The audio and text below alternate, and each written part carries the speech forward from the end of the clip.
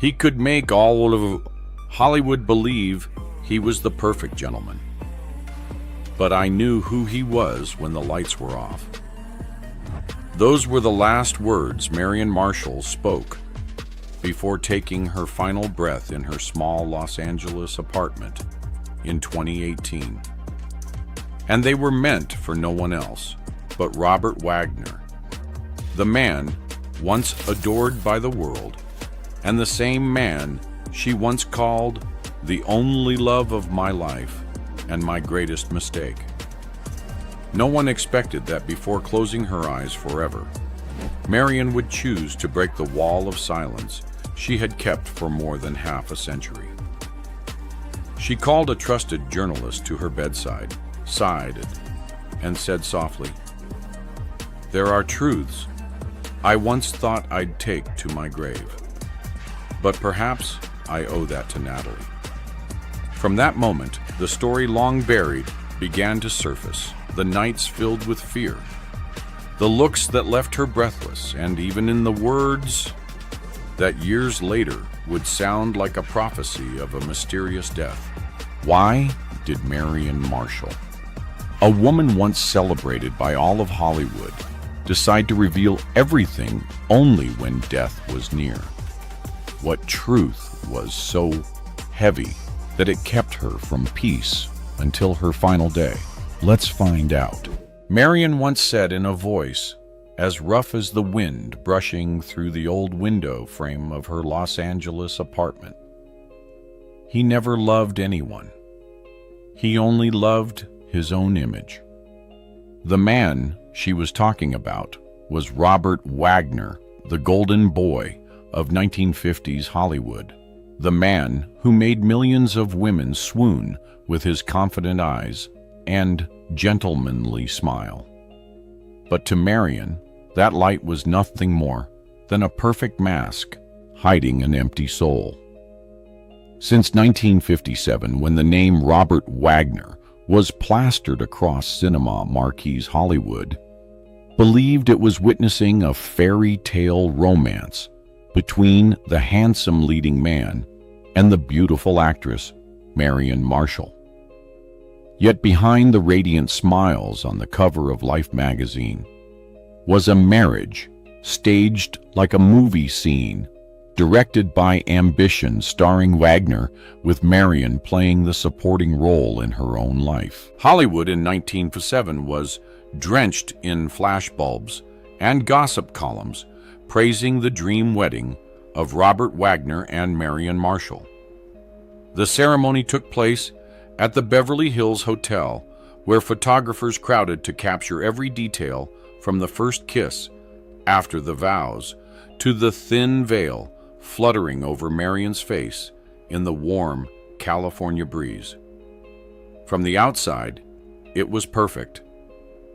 But from the very moment Wagner took her hand and led her down the hotel steps, Marion knew he was acting. He smiled precisely at the right camera angle, adjusted his cufflinks, and whispered, "Smile, darling, people are watching." It seemed like a casual remark, but it became a refrain that followed Marion through every day of their marriage. She once confided to her close friend, actress Mitzi Gaynor, "He looks in the mirror before he kisses me. He's not looking at me, he's looking at himself."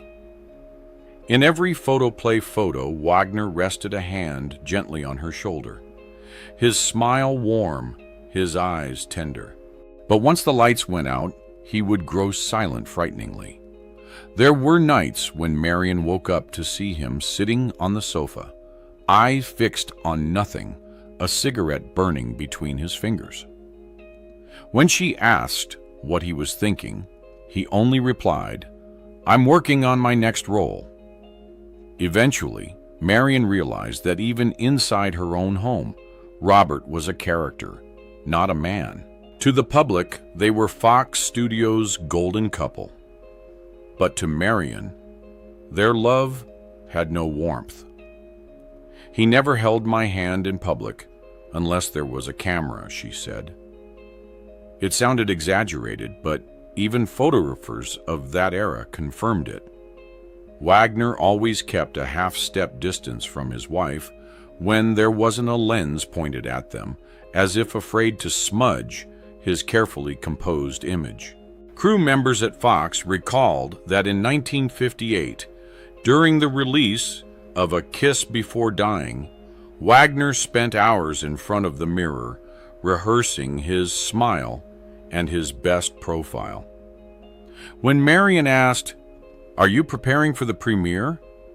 he answered, "No, I'm preparing to be remembered." That was when she realized he didn't need love. He needed admiration. At elite Hollywood parties in Bel Air, Marion stood quietly beside her husband, watching him charm everyone around him. Robert could talk to 3 people at once, his smile never fading, always turning instinctively toward the nearest flash of light. Each time it happened, Marion said, "I felt like I was living next to a photograph, not a man." Before Marion Wagner had been deeply in love with Natalie Wood, the American sweetheart of Rebel Without a Cause. When he married Marion, he had never escaped Natalie's shadow. On the vanity in their bedroom, Wagner still kept a framed photo of her, calling it a beautiful piece of movie history. Marion said nothing, she just turned away and cried that night. "I knew I could never compete with the past," she confessed years later. "I was only there to fill the space she left behind." In 1960, they moved into a grand house in Coldwater Canyon. The mansion was spacious, but cold. Mirrors lined the walls, making Marion feel as if a third person was always in the room. Every morning, Wagner spent long minutes in front of those mirrors, combing his hair, adjusting his tie, and smiling a smile that was never meant for her. Once, Marion joked, "What will you do if the mirror breaks one day?" He replied, voice like ice, "I'll buy a new one." To the world, they remained the perfect couple. They graced the cover of Look magazine, attended Oscar parties, and posed alongside Hollywood's brightest stars. But behind closed doors, Wagner always walked ahead, leaving Marion a few steps behind. "I felt like his shadow," she said in an unpublished 2017 interview. And shadows are never meant to be seen in the light. Over time, Marion realized she was living with a man who loved fame more than anyone, even more than himself. Their marriage was not a relationship between 2 people. It was a 3-way affair between Wagner's image, and the woman forced to stand aside and watch. In 1962, their marriage ended. The newspapers wrote simply, "Marion Marshall and Robert Wagner part ways amicably." But those close to her remembered what Marion said when she signed the divorce papers. "At last, I can walk out of his movie." After that, she disappeared from Hollywood, living quietly with her daughter. Wagner, on the other hand, returned brighter than ever, polished, composed and smiling, with the same controlling eyes that never seemed to change. More than a decade later, when Natalie Wood's name once again appeared beside his, Marion simply said, "She'll find out too." And that was only the surface of the man. Behind the perfect mask, Robert Wagner carried something far more frightening, a possessive instinct. People say Robert Wagner had hypnotic eyes. But to Marion Marshall, those eyes were not the magic of love. They were invisible chains that bound her life throughout their marriage. Los Angeles, summer 1960. That night, they attended a party on Sunset Boulevard where Hollywood greats gathered: Tony Curtis Debbie Reynolds, even director Vincente Minnelli. Warm, golden light washed over champagne glasses, jazz drifted. Everyone laughed brightly. Marion wore a silver silk dress, hair in soft waves, every inch a dreamlike star. But only minutes after she smiled back at a greeting from an old co-star, leading man, Jeffrey Hunter, Robert stepped in. The smile stayed on his face, yet his hand clamped her wrist so tightly she startled. He leaned to her ear, voice low enough for only two to hear. "Don't make me remind you again about looking other men in the eye." He finished speaking, kept the polite smile for everyone around them, then pulled Marion away. Out at the car, she sat in silence. Neon signs cast light across her face, mixing with tears. Her close friend Mitzi came into the parking lot and found Marion bowing her head, crying without a sound. No shouting, no argument, only a suffocating, heavy silence. Marion would later say, "He never yells, he just looks. That look makes me unable to breathe." Whenever she went out without telling him first, he would be waiting at the door, eyes cold and still as a lake, with a storm of anger roiling underneath. "Who did you go out with?" he'd ask, not loudly, but each word cut. If Marion hesitated, he would go quiet for hours, pacing the room, lighting a cigarette, and stubbing it out halfway, the smoke hanging around him like a thick mist. The Coldwater Canyon mansion, once a dream home, gradually became a place where Marion felt confined. Wagner disliked her going out alone, didn't want her to keep acting, and forbade her from seeing former male co-stars. "Hollywood isn't for married women," he said. Marion nodded, knowing perfectly well it was just another way of saying, "I don't want anyone else looking at you." Once after, Marion accepted a shoot for Modern Screen. Just a simple fashion promotion. Wagner arrived on set earlier than expected.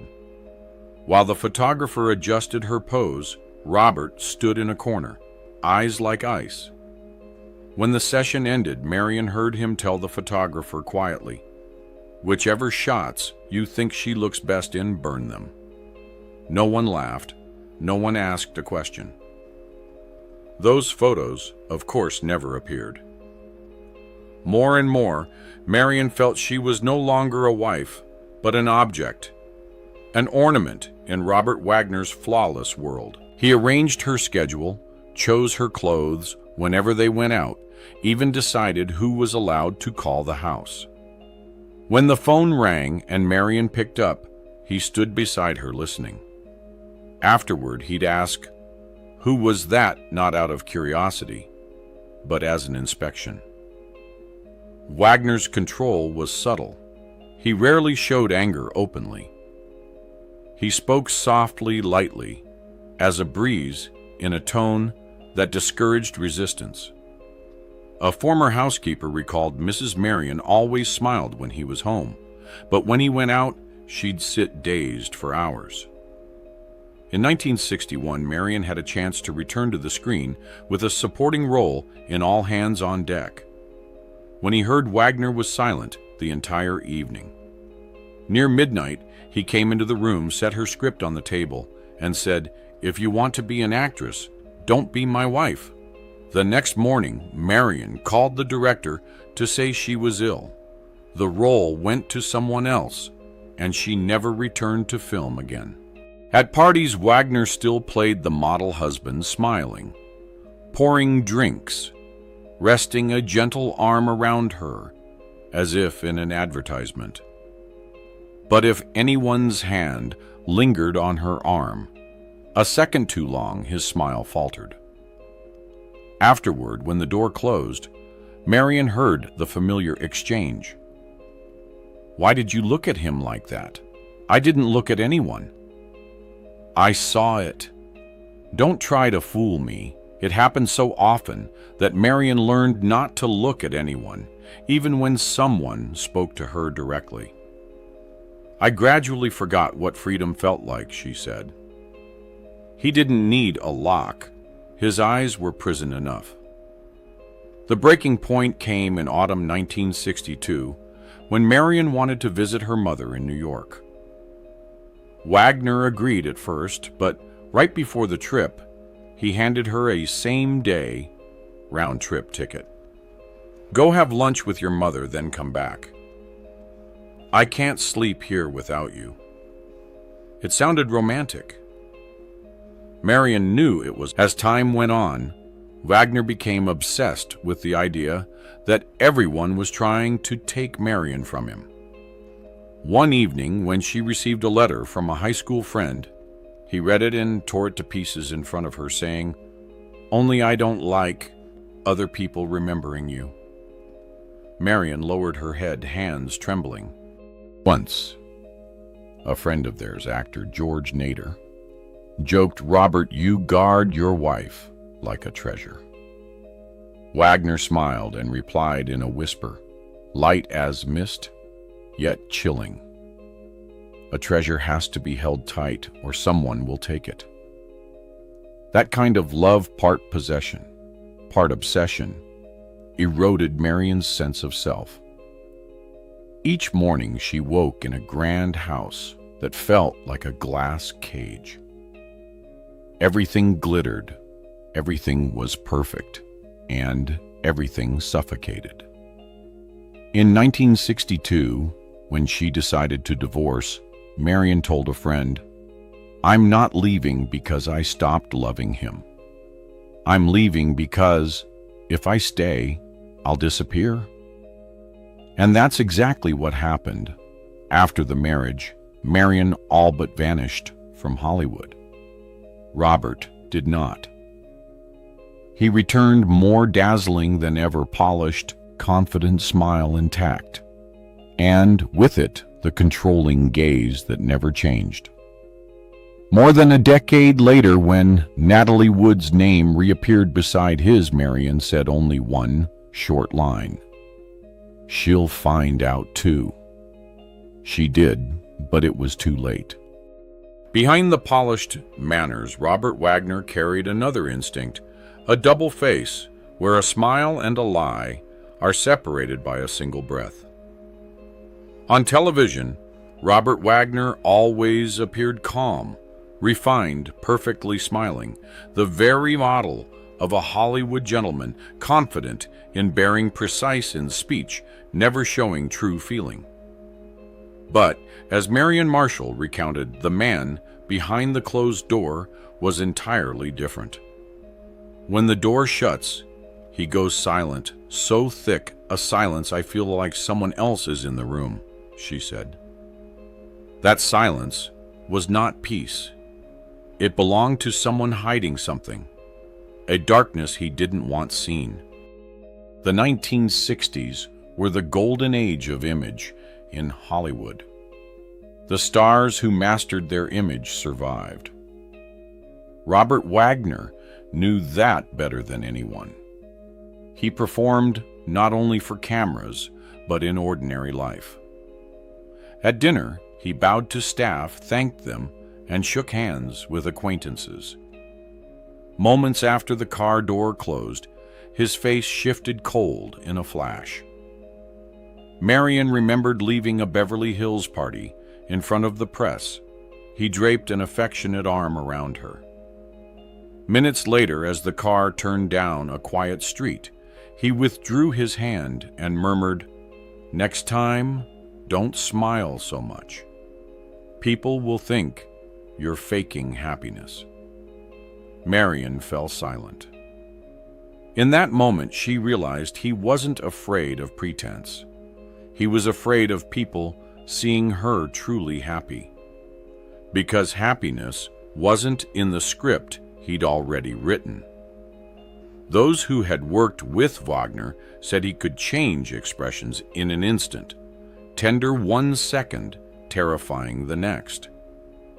On set, he was praised for being natural. But to Marion, it was no longer acting. It was who he really was. She once said he knows exactly when to smile, when to go quiet, when to take my hand, to reassure the audience. Everything is calculated. One morning in 1961, Marion happened to open the drawer of Robert's desk to look for a receipt. Amid the papers, she found a cream-colored envelope in neat handwriting, its corners worn.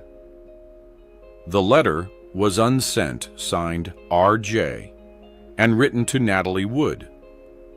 The first line read, "I've tried to forget you, but I only feel emptier." Marion didn't read any further. She folded the letter, put it back where it was, and left the room, walking slowly so her tears wouldn't fall.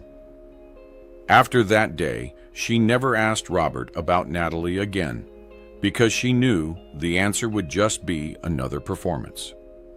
From then on, Marion began to realize that the man she lived with didn't truly exist. He was a composite of roles, sometimes the perfect husband, sometimes the charming gentleman, and when the lights went out, a solitary figure afraid of his own shadow. One night, Marion woke at 3 a.m. and saw Robert standing before the bedroom mirror, dim light cast across his face. He stared at himself for a long time without a word. Marion asked softly, "Can't you sleep?" He answered in an even voice, "I just want to be sure I'm still the man people expect." That answer sent a chill down her spine. In Robert Wagner's world, the truth didn't matter. What mattered was that people believed the lie. In the years that followed, Wagner continued to thrive. He became a familiar face on American television, appeared on talk shows, and presented the image of a kind, gentle man. Whenever someone mentioned Marion, he would smile politely. "She's a wonderful woman. But we weren't right for each other." No bitterness, no blame, just the tone of someone who had learned to turn every wound into a line of dialogue. Yet everyone who visited their home spoke of a peculiar atmosphere. A production assistant said everything in that house was gleaming and orderly, but there was no laughter. Even the light seemed controlled. Marion lived in a beautiful world, stripped bare of feeling, where every embrace was staged and every glance had a purpose. Once, in a later interview, Marion recalled, "He always said, 'I'm very honest,' but the person who keeps insisting he's honest is usually the best liar." When Robert reunited with Natalie Wood in the early 1970s, Marion wasn't surprised. She knew that sooner or later, that unfinished role would be performed again. "He never ends a story until it has an ending that makes the audience cry," she said. But that reunion began a true tragedy, one without a script, without lights, and without any line that could explain it.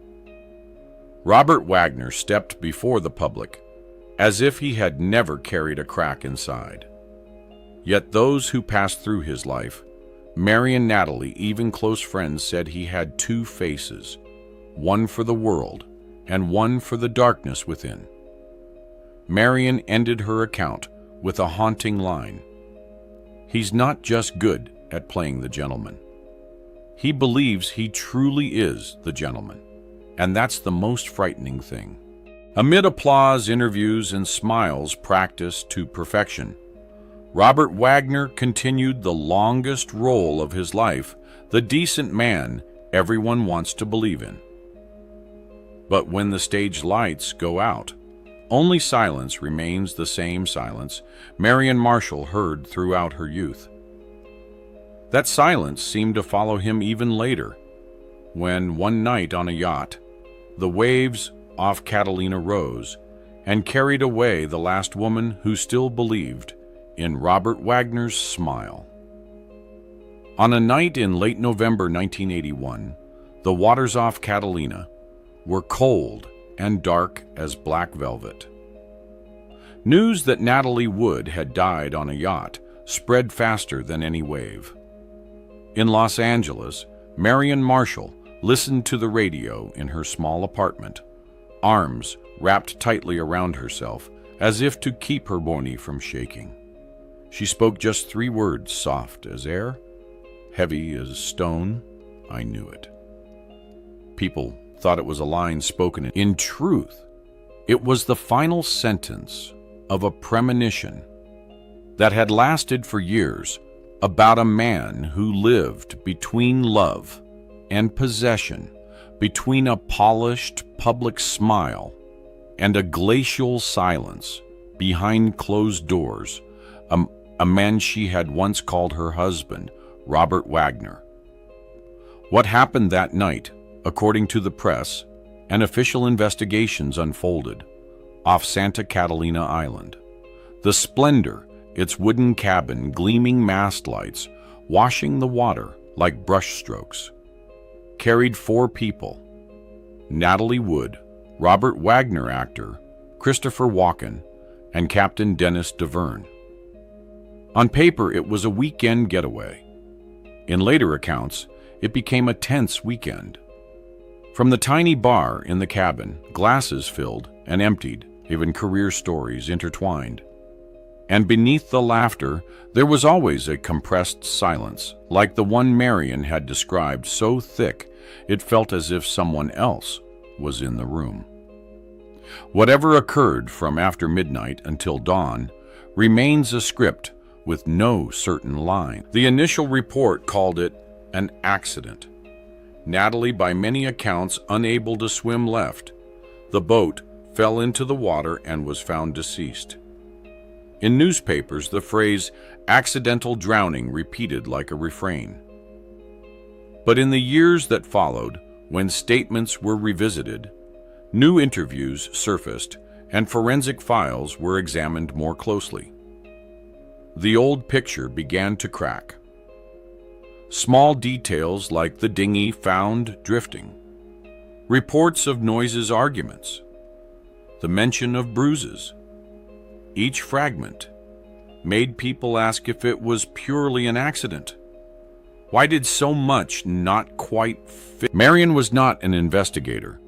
She was a woman who had lived through Wagner, who knew the heat of stage lights and the chill of a closing door, who understood what it meant to orbit a man who loved control so much he turned love into a prison. Years earlier, at a party when the drink had taken hold, Marion recalled Wagner saying something oblique: "If I can't have her, then no one will." Stripped of the music and the buzz, the line sounded like a hairline scratch on the future. She never used that line to accuse him. She kept it like a thorn that ached until the end. When news of Natalie's death circled the globe, Marion sat at the window, watching car lights stream along the boulevard like falling stars. In her memory, Robert was a man who could change his story like changing a suit, sometimes mild, sometimes firm. Sometimes I don't recall. Sometimes nothing serious happened. In public, he was always courteous, careful, never provocative, just a sequence of words chosen, as deliberately as the steps of someone used to being photographed. To Marion, that was concealment made flesh. "He can make all of Hollywood believe," she said, "and that's exactly why I fear what lies beneath that smile." The official file closed then with the word accident. The public calmed. But every time Robert appeared on television, the event returned like an undertow pulling at the shore of memory. In later years, some accounts shifted, television investigations reopened the story. The Splendor's captain spoke more than before. Forensic updates entered the news, and the phrase "person of interest" surfaced in the media as authorities announced a review of the case. Society changed, investigative tools sharpened, and even the way we rid a dark night evolved. From first statements to later remarks, Robert Wagner's name stayed between light and shadow, never convicted yet, never free of suspicion. From the media's side, people spoke of the power of fame, a beloved star, a familiar television face, deep connections in Hollywood, a team of lawyers, managers, and publicists. Like a soft fence, you can't see but feel when you touch it. Such fences don't necessarily bend the truth, but they can slow it, send the story in circles, turn public doubt into fatigue. Marion understood that mechanism better than anyone. She had lived inside it. She had been placed exactly where the spotlight praised her, then nudged into the shadows when the light swung away. There was one detail Marion recorded on tape before she died. Her voice, thin as thread, but her words sharp as a blade. "He's afraid of water," and perhaps it was exactly what he feared that swallowed the woman he loved. The line was not an accusation. It was an image, a metaphor, a way of understanding fate. A man who built his entire life upon a smooth, reflective surface, a mirror that only showed appearances, was finally awakened by another surface, black and endless one, that reflected nothing but darkness. In the few interviews he gave, Robert denied every dark speculation, insisting that the loss of Natalie was a wound that would never heal. He spoke of his love for her, of family memories, of all he had tried to save. The public was divided. Some believed it was a tragic accident. Others believed there were too many coincidences. And some merely sighed, saying that truth doesn't always belong to those who demand it, but to time, the only thing patient enough to reveal each crack. What Marion saw most clearly was never in the legal findings. It was in the pattern that kept repeating: the man of the spotlight, the man of silence, the man who spoke softly but held tightly, the man who put love on an altar only to worship his own image. From the house in Coldwater Canyon to the polished wood of the Splendor, from the lights of Beverly Hills to the black waters of Catalina, the scenery changed, but the essence did not. "He's still acting," Marion whispered at the end of the tape, and the audience still believes. Not because the audience was naive, but because the performance was simply too perfect. When the authorities reopened the case years later, the press revisited old details and added new ones. They noted changes in Wagner's statements, timelines that didn't align, and discussed jealousy and possessiveness, the same traits Marion had described throughout her married life. No one could close the story with a clear verdict, yet no one could reopen it without placing Robert Wagner at the center of suspicion. Even then, Marion remained consistent. She never named a culprit.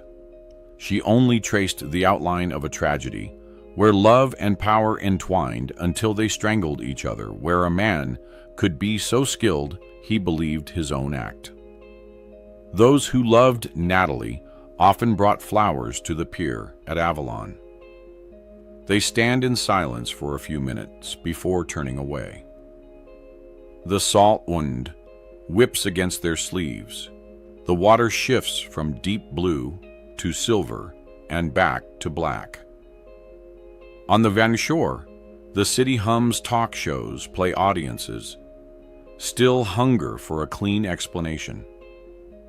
But the sea doesn't speak in words it keeps. And in that silence, Marion's voice, faint but clear, can still be heard. The terrifying thing isn't an accident, but the part of us that accepts every accident as destiny. In the end, what Marion left behind was not an accusation, but a warning. An era that raised image into a religion. A man who used images as both shield and sword.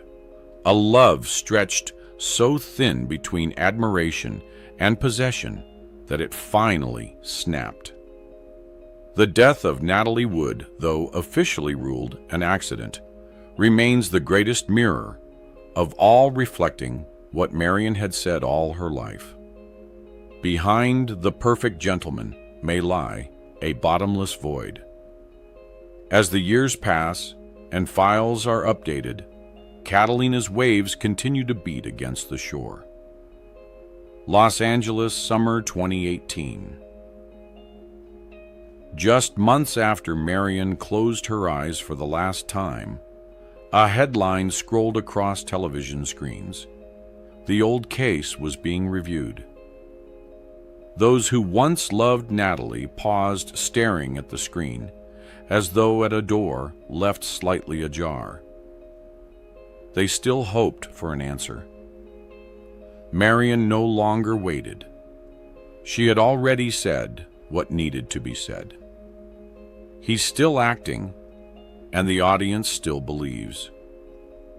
That line wasn't meant for the courts, nor the journalists. It was meant for those who always long to live inside a beautiful story, even when that story is written upon black water.